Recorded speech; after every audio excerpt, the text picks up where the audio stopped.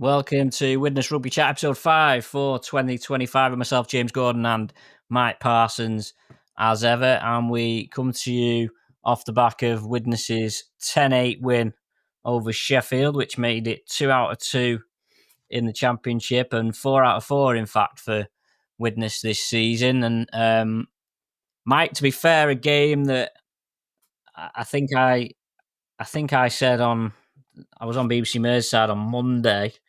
And I seen someone quote me as saying this, so I definitely said it.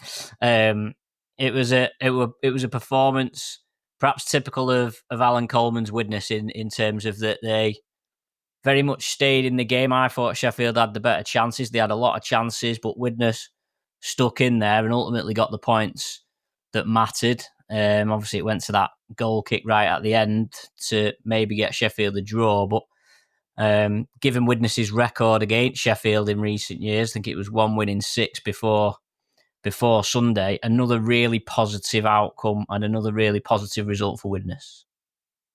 100%. It was a real slog of a game, I thought. I thought the middles, I thought they did a sterling job, particularly Liam Bent, Dan Murray, and Martin Riley picked up man of the match. I thought at one stage, he was going to go for the full 80, but he had a 10-minute respite, didn't he? And then got himself back on. I thought he was absolutely outstanding. I think, Liam Bent's face, when he can't make tackles with his shoulder, he's making it with his head, isn't he? And that's, again, just another example of the steel that's been put into this Widnes team. And it's not something that's, been built up overnight. It's took a lot of time, and it's getting stronger, the togetherness.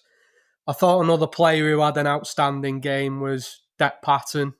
I thought last season we may have lost that game. I think he got us out of trouble a couple of times where we were struggling to get out of our own half, and he comes up with a fantastic long kick, finds the floor, and gets us up the field, and we can move forward defensively. I thought he did particularly well because the back three, Ben Jones Bishop, Matty Dawson Jones, and Walker, Jack Walker, they're all Super League players, or have been in the past. If you add up their appearances, there's plenty of experience there, and he was finding the floor time after time. I thought that was a massive part in the victory. Sheffield, I thought if they'd have been a bit better with the ball, I thought they may have come away with the game. I thought, like you said, they had the better chances. There's no doubt about that. They had certainly more field position in good ball areas. But time after time, they looked a little bit clunky for me. I was disappointed in that aspect. And to be honest, when I first seen the team sheet, I thought, there was a couple more players back and in that team than what I was maybe anticipating. But full credit to the lads, and it's testament to the Alan Coleman era. Again, the coaching staff, the players, all buying into the same thing, and the fans are buzzing off it. And, you might not be at your best at the moment, but you've always got a chance of winning when you're putting in defensive displays like that. Yeah, you mentioned Liam Bent, who probably for a spell last season, maybe in the around the middle of the season, there was probably question marks over whether he was going to be part of the future at Widnes. He wasn't necessarily getting any game time, and you thought maybe his time had gone. And then, of course, he came back into the team and did well and earned his deal. Obviously, he's a really nice bloke, Liam Bent, and works very hard. And I'm sure with with Matty Fozzard having to basically being the only recognised hooker in the squad at the moment, having someone like Liam Bent in the front row to do maybe a few more tackles than maybe your average prop would is certainly a nice asset to have in the team, because Widnes have picked up these 2 wins, but let's get it right, they've got players missing, and so again we talk about positives, and to have picked up the 2 wins without the players that they're without is another massive positive. Yeah, 100%. When you're looking at that championship table already, you've got advantages over teams that you can expect to compete with and might have to knock out the way. And if you're picking up results when we're, in terms of numbers, down to the bare bones, and I don't want to say that and be disrespectful to anybody at all. It's a squad game, and at the moment we are running with what we've got, and I just hope the club can stay ahead of the curves, so to speak. We're at a point now where we've lost Cameron Brown, we've lost Mackenzie Buckley. Adam Jones was 18th man. I don't think he was mentioned in the injury update that come out before we've come to record this. Same with Aidan Doolan. And if they're not involved either at this point, when we are so low on numbers, you've got to be looking at maybe getting some bodies in more permanently, because what I'd hate for this team and Alan at the moment is continuously fighting with one hand behind your back. And in the end, because the championship's so competitive, you run out of bodies, you run out of numbers, you're chopping and changing the side with dual reg players, and you potentially fall behind in that aspect. That's the one hope that I hope we can get on top of and kind of address. But just going back to Liam Bent, actually, there was a couple of players I spoke to briefly in the bridge suite, and they themselves playing with him was so complimentary, and it's so rare at part-time level you have players like Liam Bent who are that fit, and he will literally just tackle anything, and he could easily do the 80 minutes. They love playing with him because they know when they're on the haunches, he's going to get them out of jail because he'll cover for them and make a tackle himself. Yeah, certainly pound for pound defensively, he's probably up there in the whole competition. I know, obviously he doesn't make as many meters ball in hand. I mean, to be fair, if he could make more meters ball in hand, he certainly wouldn't be playing in the championship. Based on his defensive ability.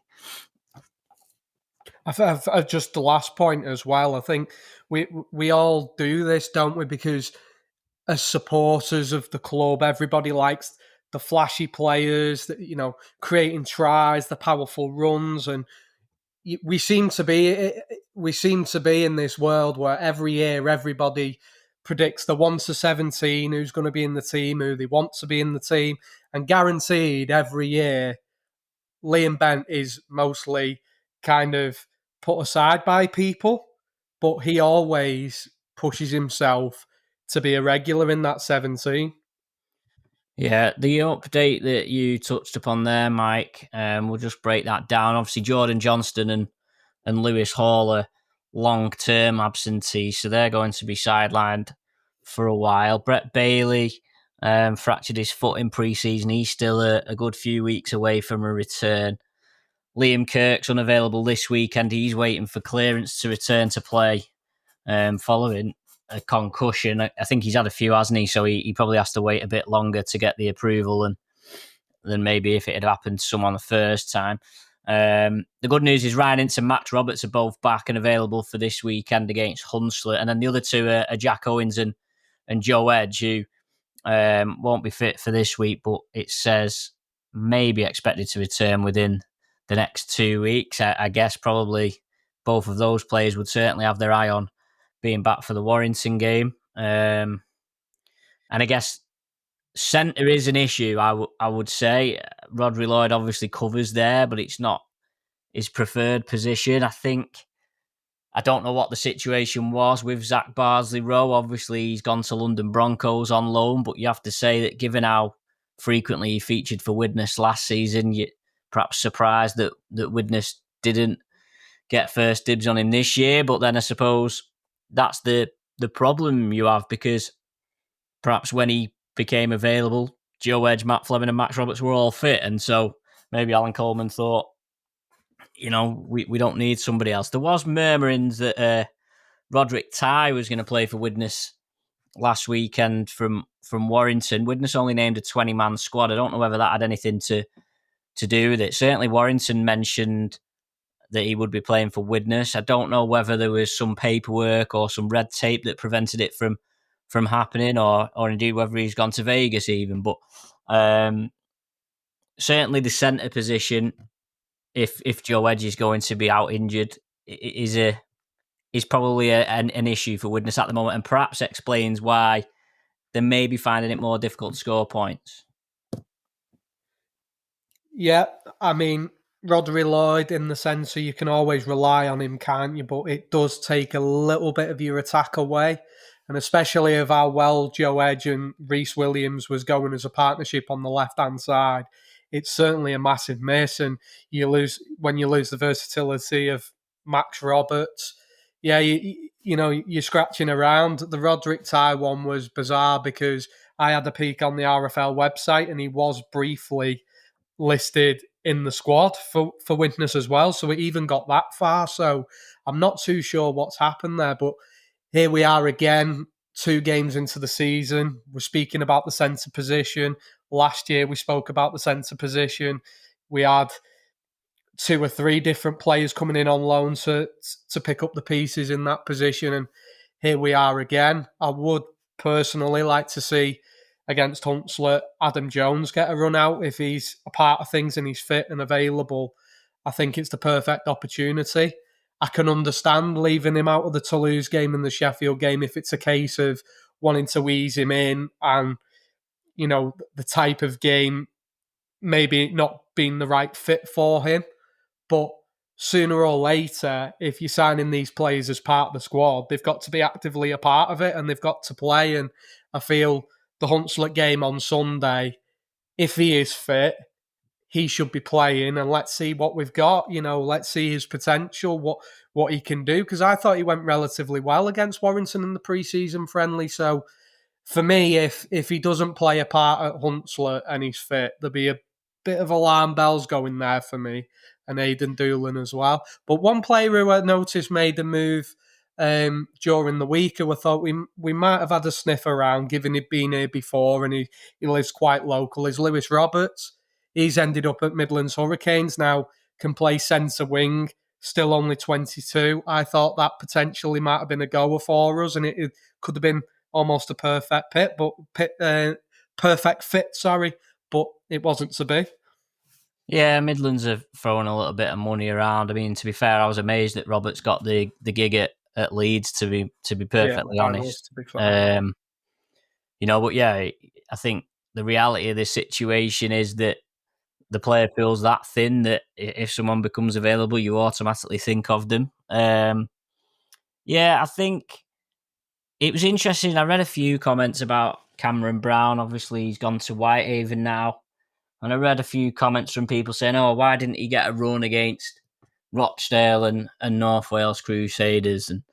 But I just think you can't just give players a try because you've got them. You've got to have faith that they're going to get you the result. And I've seen some people say, "Oh, well, Jack Owens is clearly going to be the, why did he not get a run over Jack Owens?" And you're like, well, how can you compare effectively a rookie who's never played at this level of the game to your club captain who's played however many 100 games in the top 2 divisions? And so, yeah, I mean, I think probably the centre position situation's being exacerbated by and I don't want to talk about it. I don't want to keep going on about it every week, but clearly they wanted to change. They wanted to move Jack from fullback, or maybe have him in a dual fullback centre role.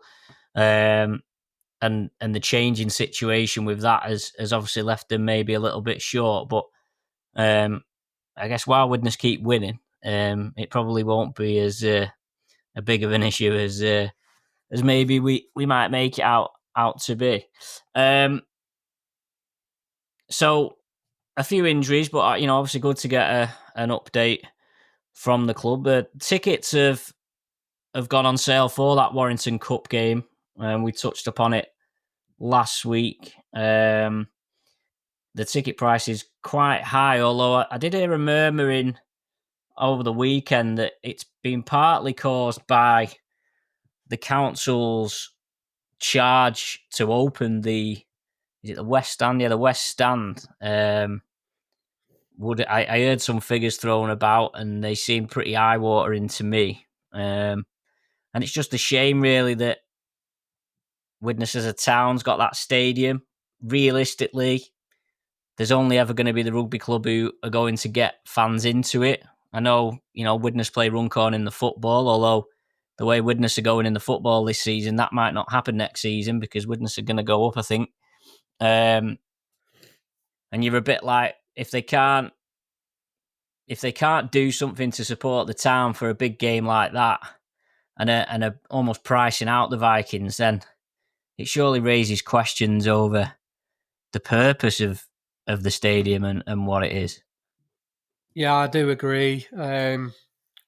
Cast our minds back to the Members Monday that was a couple of weeks ago, and there was a few murmurings about, obviously, the situation with the council, obviously the market closing as well. So I imagine there could be a couple of things coming out in, maybe even in the recent future. I know Stuart Murphy's got a night with Vips, hasn't he? So there could be potentially some more information coming out by the time that comes around. So it'd be interesting to see, but it is, mate. It's a shame. It's a competitive game against Warrington, and the last thing we want to be doing is talking about ticket prices, and it's so manic, isn't it? It really is, and across the sport as well, not just Widnes. It really is. I think the thing is for me, and I've said it on these podcasts before, is rugby puts Widnes on the map, or rugby has put Widnes on the map. People only know a Widnes because of rugby. That's the bottom line. And I think the stadium's not, well, as far as I'm aware, the stadium's not going anywhere. So, it's almost like the council are cutting the nose off to spite the face a little bit, because, you've got 4 stands that, 2 barely get used and then 2 never get used. And you've got an opportunity here to showcase the stadium, remind people that it's still there, attract the wider community to, come on, let's be honest, it's a community facility. So why not use that Warrington game as an excuse to get the local community to the facility? It's just a shame that it feels like that's going to be an opportunity missed. And I feel like the crowd probably isn't going to be as good as it ought to be. I think Warrington will probably bring plenty because they've not played there for a while. So I think their fans will probably get behind it. But I think from a home supporter's point of view, I think it's going to be perhaps a little bit underwhelming. Potentially. I think my biggest ask from the club, both clubs, hopefully Warrington get on board, because I've got to be honest, Warrington as a club, they do a lot of things right, and certainly in the media and marketing side of things, selling the club, selling games, I think they do a sterling job.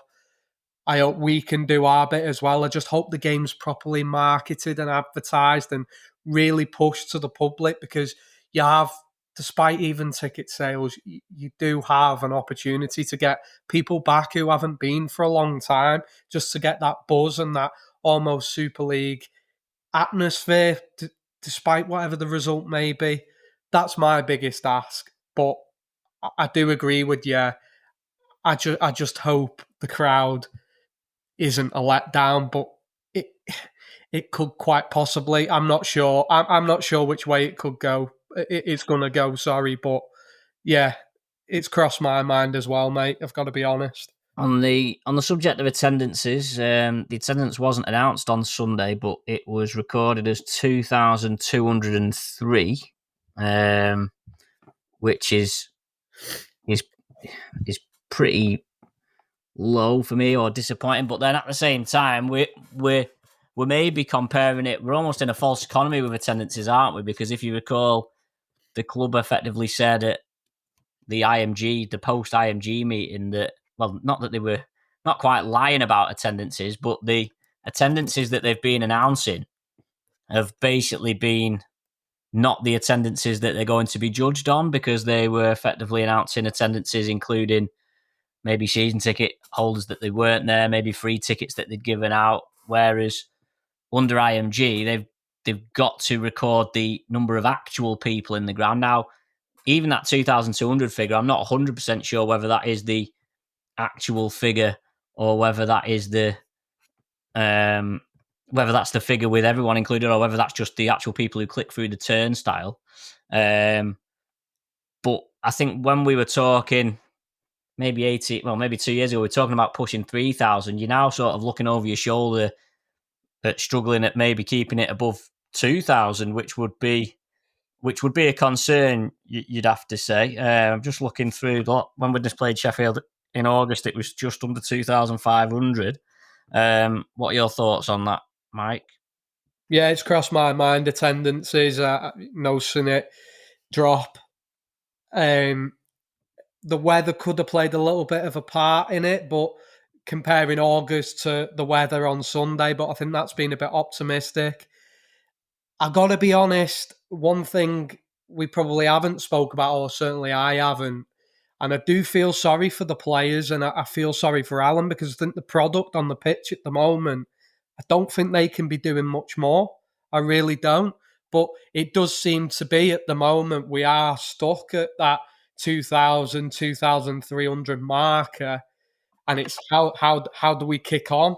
I mean, in some ways, I worry that we're not stuck. I worry that there might even be a decline.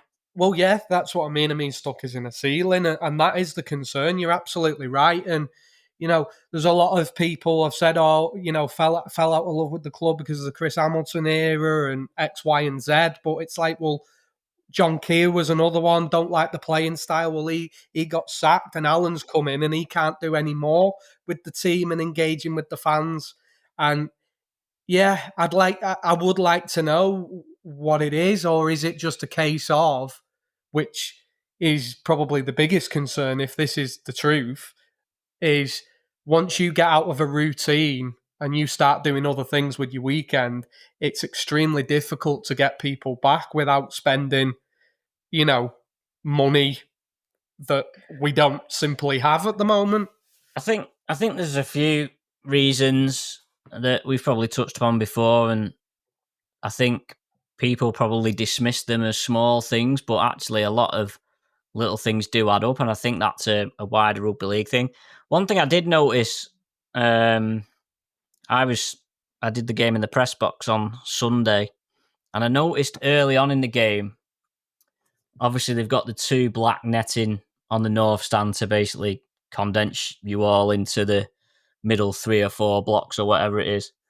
And I noticed that there was probably about maybe 20 people who'd effectively gone across and over the black netting to sit at the back of the stand, at the top of the stand. And I noticed that a steward had gone over and was attempting to move them. And it kept catching my eye for maybe the first 5 minutes of the game, because I was like, that situation probably summed it up. It was a horrible day. The first 10 rows were empty because obviously people didn't want to get soaking wet. People sat beyond there were still getting wet.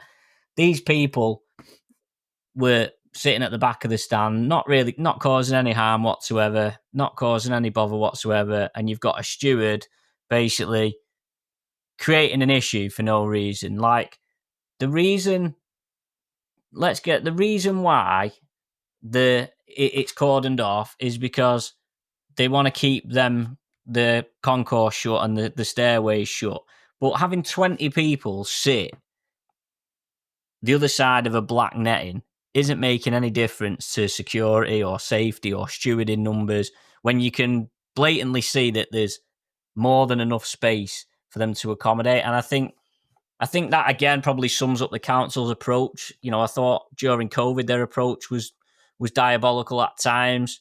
And I think it's another example of what is the purpose of the stadium. It's meant to be a stadium for the community, for the people of Halton. And all it strikes me that's being done is that you're doing things that are basically riling up people and making them not want to come. I did the FOI last year where I asked how much money is it saving from not opening the whole north stand, and the response was about 700 quid per game. Now, 700 quid is about 35, 40 people going to a game. That's all that it's saving. And I'd be amazed if actually they haven't alienated that number of people in doing what they've done. It is possible, James, because I didn't think it'd last this long. And I've got to be honest, look, I sit in the North Stand, as most people probably know. I'll go the games regardless. But this netting situation, it does irritate me and the people who we go with, because you're unnecessarily squashing people in as well. And people go to rugby as well in families and groups, and you want to try and find an area, to sit with together. And particularly on Sunday again, because like you said, the first 12 rows, essentially 10 rows, whatever it was absolutely soaking. So then you're just crammed into one area and you're looking round and it's a 14,500 seater stadium. It's like, this is just absolutely ludicrous. Then you put in the figures of what you've just said and it makes it even more ludicrous. So I agree with you. I really hope at some stage they can get that back open and please some more people, and hopefully it does bring a couple of people back potentially who it may have kept away, but it does seem very trivial. It really does, and it does get to me. I must be honest about that. I just think there's things going on where it's like people are just so caught up in their own bubble or whatever that they don't see the bigger picture and the purpose for being. Ultimately, fans are who you want to come to the game. You've got to look after them. You've got to provide them an environment that they want to go to. Otherwise, they won't come. And I think, unfortunately, at the moment, that there's too many examples where, and I probably factor the pricing into that as well. There's probably too many little things like that are contributing to people not going, and people not going equals less money. It equals less people talking about the club. It equals less long-term support. And, you could argue that looking at the attendance figures, we're seeing the example of that. But I don't think the fixture scheduling helps either. I think I tweeted at the weekend, this is the only home game Widnes have got until the Warrington game. In fact, the Sheffield game and the Warrington game, only 2 home games in the first, I think it was 8 weeks of the season, because Widnes play the next 2 away. So they'll have played, 5 out of 6 away before the Warrington game. And then after the Warrington game, they've got another away game. Then it's a week off. And then potentially, depending on who you get in the cup, you might be away again before the next home game. I think is Barrow in the middle of April. And I have sympathy with the club on that, because it's hard to build up interest in a season when you just haven't got that regularity again. Widnes aren't going to beat Warrington, but let's just say that they did. You're then turning around and saying, well, when's the next home game? Oh, it's a month away. Yeah, I'll be honest, selfishly, because I'm fortunate enough where I can go the away games, pretty much most of them, unless I've got other commitments. Not everybody does that, and part of sport, part of being part of a club and supporting your club, whatever sport that is, people like the routine, they like being involved, they like being there, and I can sympathise with people who, just go the home games and you go in one game and then you're not going for 3 or 4 weeks. And it's happened already. Obviously, the Toulouse game as well didn't help of when we got that round 1. And it's almost as if when it happens at the start of the season, by the time you get some regular games coming your way, have people lost that buzz of the season starting, if that makes sense. That's a potential knock-on effect as well for the mid-season games. Yeah, I think certainly there's just, like I say, there's lots of little things. I think that's another one that I think the sport of rugby league doesn't necessarily get right. But yeah, right, let's revisit our predictions from last week. I've already had a quick look. We both predicted exactly the same. Halifax beat Barrow. We both predicted that one. Bradford beat Hunslet. We both predicted that one. Although Hunslet, to be fair to them, probably didn't get beat by as many as maybe we thought. London caused an upset by beating Featherstone, and Featherstone have since parted company with James Ford, and he's been replaced by Paul Cook, the former Hull KR standoff. He's going in there as manager. So that was one that upset us. Another one that upset us is we didn't predict any draws, and Oldham drew 18-all with Batley. Josh Drinkwater kicking a conversion in the gale force wind in the very closing stages to force a draw. And then Toulouse beat York 7-6, and we both backed York. So we both got 3 out of 3. We both got 3 out of 6, which means we've got 6 out of 12 for the season. So not a great start, but we're 50-50. We're probably mid-table. We might just about make the playoffs, Mike. Well, yeah, absolutely. But just going back on a couple of them results, James, actually, in all seriousness, the Championship, what a division. Like, seriously, I mean, we do this for a bit of fun, and it really is. But who's predicting London to turn over Featherstone after that, that blistering start against York for Oldham? Batley turn up, and I say they were going to be dogged, but they turn up, and in fairness to them, they looked odds on to win up until the hooter, you know what I mean? It was right at the bitter end where Oldham snatched the draw. I think they're just two examples in particular of how competitive this championship is. And as Widnes fans, yeah, was we great against Sheffield? No, but you're ticking off results whilst being, battle-hardened and dogged yourself, and it's really, really important. It really is. Yeah, well, if you look at them, some of them games you touched on there, the 4 games at London, Oldham, Widnes, and York were the total difference in those matches was 5. So 5-point difference has separated 4 games in total, which perhaps goes to show, you've had London win by 2, Widnes win by 2, Toulouse win by 1, Oldham and Batley have drawn. It just goes to show how hard it is to call. The results mean there's only 3 teams who've actually won 2 out of 2. Widnes, of course, one of them. The other 2 being Bradford and Halifax. I don't think we were surprised so much by Bradford, who I think everyone who I speak to is basically fancying Bradford to win the whole thing. But do we learn anything else from the first 2 rounds, or is it a bit too early to basically praise anyone or write anybody off? I think other than obviously our team that we've spoke about, I think the other side that you've got to give massive praise to is Halifax, because other than us, they probably also got one of the smallest squads in the championship, and for them so far, they managed to keep that side relatively healthy, which is key for them. I spoke last week about Brandon Douglas being out and Will Calcott for large chunks of last season, and they're back fit and firing. Jack Hansen, I think, is a shrewd signing from Sheffield. He's getting them round the pitch. Kyle Eastman swapped Woodburn Hall and Louis Dufresne around. Woodburn Hall was the fullback last year. Dufresne standoff. He swapped them 2 around.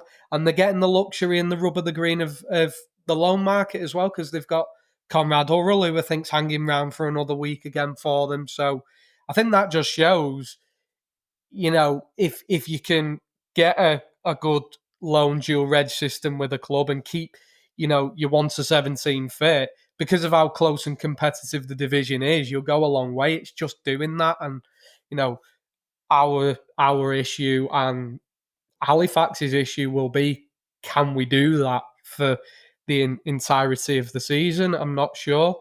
I think Featherstone's the obvious team where, already it's like, what's going on down there? The coach has gone after 1 loss. Zach Herring's gone back home, 1 half back. Thomas Lacans, he's heading back to France. So all of a sudden, they've lost 2 of their half backs. I'm wondering if Thomas Lacans might end up at Toulouse potentially, given it they're looking in the market for a half back potentially. I'm not sure. But I think it's typical championship rugby, isn't it? You're going to get these results every single week, and it's absolutely exciting. I thought the same maybe about Lacans going to Toulouse, although I I sense that him and Shorrocks are probably a bit too similar, maybe. But yeah, we'll have to see how that winds up. There's a break from the Championship this week because it's the 1895 Cup. It's the last 16. This is the round that the Championship teams enter. So there's 8 games across the weekend. London Broncos against Dewsbury is on Saturday. We can't see past London for that, especially with Dewsbury now being in League One. No, not for me. Maybe if Featherstone could have put them to the sword at weekend, I might have maybe pushed Dewsbury forward for a little bit of a run in for a shot. But after London's performance and Mike Eccles, the coach, who I think's brilliant, I can't see them being slack for that. I just can see London win. An interesting one is Batley against Bradford. Batley on their home pitch, probably a different proposition. They're kicking off at 2. I don't know whether they've got some issues with the floodlights, haven't they, at Batley? Although I'm not sure they'd get it wrapped up in time to. Maybe it is because of the lights. I know they're fundraising for floodlights, aren't they, at Batley? Yeah. Do you see them turning Bradford over? I'm gonna say it's going to be Bradford's biggest test so far. I think because it's on the hill as well. Batley on their own pitch. We know that plays a part. I've still got to go for Bradford. I just think when Bradford are going downhill, especially if they win the toss with that big forward pack, that's going to be a difficult beast to stop, isn't it? Certainly the late stages of the game. But I think Batley will put up a good show. Yeah, I think Bradford will win that one. Featherstone against Keighley. Featherstone new coach. Keighley got slapped 44-0 last week by Rochdale, and they also parted company with the coach. So it's 2 new coaches in. Well, I think they've got a temporary coach, haven't they, Keighley, at the moment? They might even end up going for James Ford, who knows? But you'd sense that coach drama aside, Featherstone will be too strong for Keighley, especially given Keighley's result last week.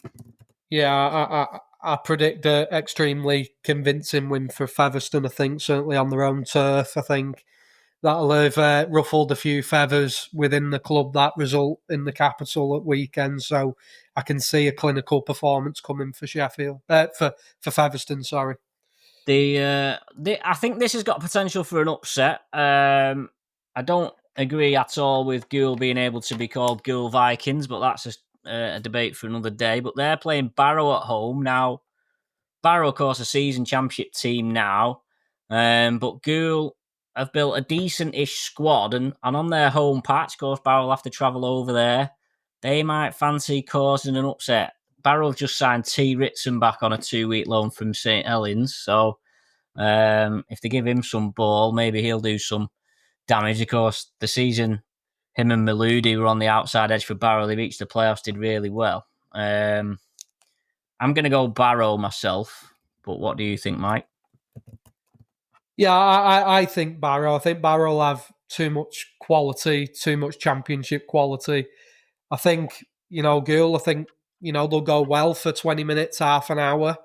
But I do think Barrow will win that quite comfortably, to be fair. By 16 points, something like that. Yeah, well, Widnes, as we've briefly touched on, are away at Hunslet. Hunslet, of course, back in the Championship this season. It's actually, Widnes they haven't played Hunslet since 2011. In fact, Widnes have only played Hunslet 6 times this entire millennium, if you like. So it's it'll be a big game. I mean, Hunslet, I'm sure, be pleased to get a decent size following there from Widnes. I think they're probably in the Championship for one season and one season only, with all due respect to them. But Widnes have got to be cautious not to take it for granted. Yeah, 100%. And I think we're going to rotate where we can. Me personally, I think because we have to. Then we've got to use the week to try and use our squad. Players coming back from injuries who need game time. A couple of our main key players, because of the size of the squad at the moment, we may have to shuffle around or leave out or reduce the minutes. So if we don't get it right and we're not on the money, it could be a bit of a banana skin. Players like Noah Booth and Greg Eden, there's quality there. There really is. But I think Widnes will put a professional display on, and I think we'll win. I think we'll win. Oldham Rochdale is an interesting one because Oldham will be fancied, but they did meet in a pre-season game, and Oldham only won by 2, albeit they were missing a couple of their frontline players. They've 3 straight home games for Oldham. Whoever did the fixtures was certainly smiling on them. Yeah, and I watched a club interview actually with the chairman whose name actually Bill Quinn. escaped my mind. Is it Bill Quinn or Mike Ford? Might be. Bill Quinn. Bill Quinn, that's the guy. And he was getting a little bit frustrated at the crowd attendances down at Oldham and, saying what more the fans want type of thing to come and watch. We've spent the money. We're playing well most weeks on the pitch. And they seem to be at that 1,000, 1,500 mark and can't move past it. I think because of that noise and I think the high pressure and expectation there is at Oldham because of the money that's been spent, and I don't think the Batley draw behind closed doors will have gone down too well. I see a convincing Oldham win because of that. Yeah, I think Oldham will win. Sheffield Doncaster, local-ish derby, South Yorkshire derby. Sheffield lost 2 from 2 so far. We've not really heard or spoke much about Doncaster. They were one of the teams who had of course, there's 13 teams in the league this year, so they had a bye week in the weekend just gone. Lost their first game, so something's got to give in this one. What do you think? To shake it up a bit, I'm going to stick my neck out. I'm going to go for potentially going against the grain a little bit. A shock Doncaster win, because Doncaster have got some really good players, Paulie, Matagi, to name a couple. Players like Craig Hall, Connor Robinson's a fantastic halfback at this level. And I wasn't impressed, given the personnel on the pitch and what's gone on off the field as well with Mark Aston and a new coach. They look very clunky and they had high quality players on the pitch and they had their opportunities against Widnes and they didn't quite look quite there yet. I'm going to say a narrow Doncaster win. I'm going to say that. I'm going to back Sheffield, I think, for that one. The final game of the 1895 Cup last 16 is York against Halifax. This might be an interesting test to see just where Halifax are at. Yeah, I think so. Very similar to the game before. Not a lot between the two teams, I don't think. I'm going to take an educated guess and go with York. And the reasons why, despite losing the first 2 games, I still rate York. I still rate Mark Applegarth. And I just think Halifax might be forced to rotate a little bit as well because of their much smaller squad. And I think it's important, for York's home fans to get a win as well, to build some momentum. So I think for them reasons, I'll edge York. Yeah, I think I'll go York as well. The draw for the quarterfinals is on Sunday at 5:15. I think it's live on BBC Radio Leeds. So if you stay for a pint after the game at Hunslet, you'd probably still be within range of BBC Radio Leeds by the time they make the draw. So keep that one in mind.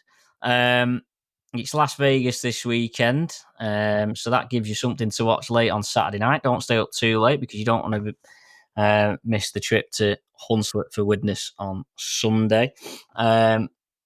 Before we go, Mike, what are your general thoughts on the Vegas situation? I think it's a cracking idea. I think it's about time we did something on a par and joined in with what the NRL try to do. We've got to get involved. We've got to find new ways of pushing this sport forward. Many a times we speak about, the product and games going down to the wire, as we've already seen in Super League, but yet it doesn't get that exposure. I've listened to a couple of podcasts and the work that Sky are doing, John Wilkin, Brian Carney, Jenna Brooks. I think they're really giving it a good push. They really are. And it's nice to see. I think the only thing that I suppose is it's hard to do is obviously Wigan and Warrington, they're taking on the costs of it. And both clubs, have wealthy owners, it's fair to say. So they're in a luxury position to be able to do it. I just hope the game, I think you've got the two right teams going over there. I've got to be honest. You've got Sam Burgess going over there, who's, a massive name in our sport. I work with people in Wales who like rugby union, and they all know who Sam Burgess is because of rugby league. And I think that's important as well. Everybody knows Wigan. I just hope the product matches it. It matches the build-up, and then next year we can potentially go again and grow it. I think it's a great idea, and I'm really looking forward to it. What about you, James? Yeah.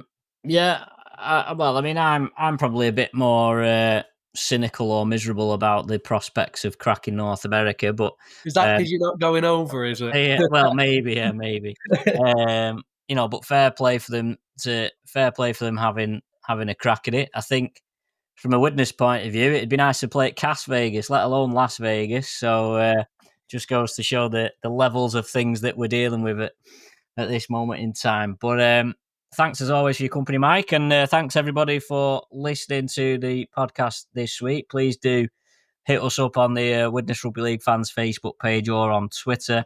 We'll give you a shout out or answer any of your questions in the next episode. But from myself and Mike for this week, it's bye for now.